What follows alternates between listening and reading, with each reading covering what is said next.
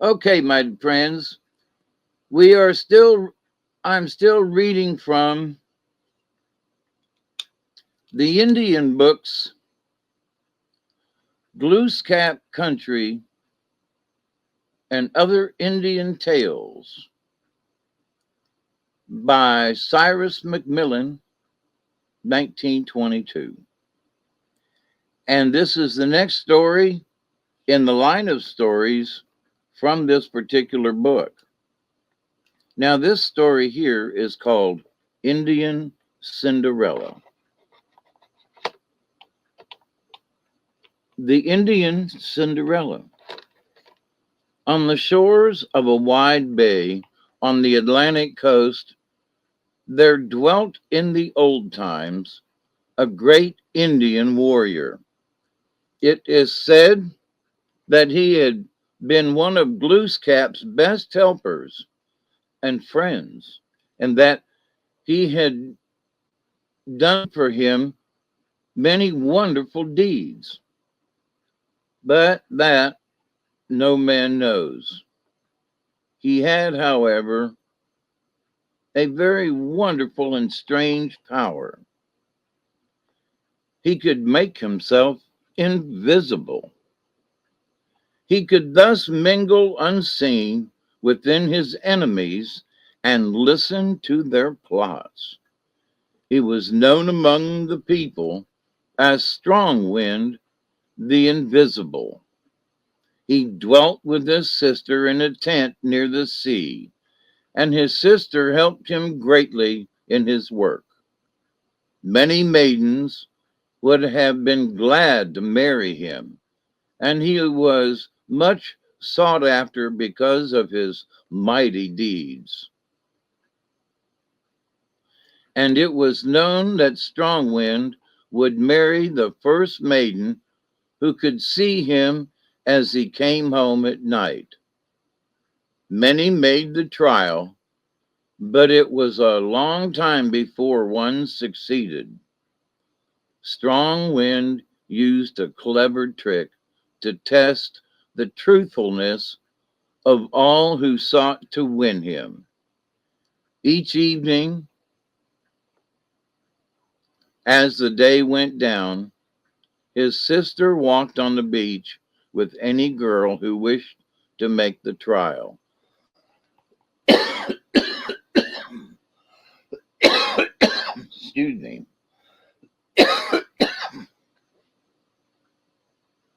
His sister could always see him, but no one else could see him. And as he came home from work in the twilight, his sister, as she saw him drawing near, would ask the girl who sought him, "Do you see him?" And each girl would falsely answer, "Yes." And his sister would ask, "With what does he draw his sled?" And each girl would answer, "With the hide of a moose," or "with a pole," or "with a great cord." And then his sister would know that they all had lied, for their answers were mere guesses. And many tried and lied and failed, for Strong Wind would not marry any who were untruthful. There lived in the village a great chief who had 3 daughters. Their mother had long been dead. One of these was much younger than the others. She was very beautiful and gentle and well beloved by all, and for that reason her older sisters were very jealous of her charms and treated her very cruelly. They clothed her in rags that she might be ugly, and they cut off her long black hair, and they burned her face with coals from the fire that she might be scarred and disfigured. And they lied to their father, telling him that she had done these things to herself. But the young girl was patient and kept her gentle heart and went gladly about her work. Like other girls, the chief's two oldest daughters tried to win Strong Wind and one evening, as the day went down, they walked on the shore with Strong Wind's sister and waited for his coming. Soon he came home from his day's work, drawing his sled. Then his sister asked as usual, "Do you see him?" And each one, lying, answered, "Yes." And she asked, "Of what is his shoulder strap made?" And each, guessing, said, "Of rawhide." Then they entered the tent where they hoped to see Strong Wind eating his supper. And when he took off his coat and his moccasins, they could see them, but more than these they saw nothing. And Strong Wind knew that they had lied, and he kept himself from their sight, and they went home dismayed. One day the chief's youngest daughter, with her rags and her burnt face, resolved to seek Strong Wind.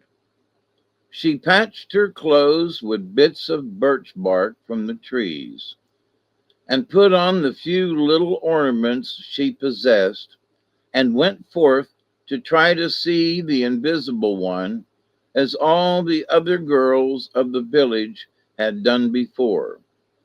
And her sisters laughed at her and called her fool. And as she passed along the road, all the people laughed at her because of her tattered frock and her burnt face. But silently she went her way. Strong Wind's sister received the little girl kindly, and at twilight she took her to the beach.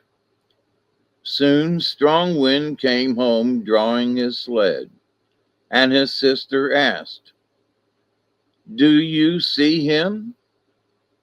And the girl answered, "No." And his sister wondered greatly because she spoke the truth. And again she asked, "Do you see him now?" And the girl answered, "Yes, and he is very wonderful." And she asked, "With what does he draw his sled?" And the girl answered, "With the rainbow." And she was much afraid. And she asked further, "Of what is his bowstring?" And the girl answered, "His bowstring is the Milky Way." Then Strong Wind's sister knew that because the girl had spoken the truth at first, her brother had made himself visible to her. And she said, "Truly, you have seen him." And she took her home and bathed her. And all the scars disappeared from her face and body, and her hair grew long and black again, like the raven's wing. And she gave her fine clothes to wear, and many rich ornaments. Then she bade her take the wife's seat in the tent. Soon Strong Wind entered and sat beside her, and called her his bride. The very next day she became his wife, and ever afterwards she helped him to do great deeds. The girl's two elder sisters were very cross, and they wondered greatly at what had taken place. But Strong Wind, who knew of their cruelty, resolved to punish them. Using his great power, he changed them both into aspen trees and rooted them in the earth.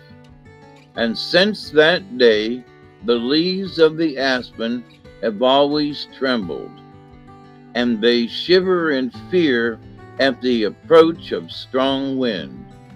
It matters not how softly he comes, for they are still mindful of his great power and anger because of their lies and their cruelty to their sister long ago. The end.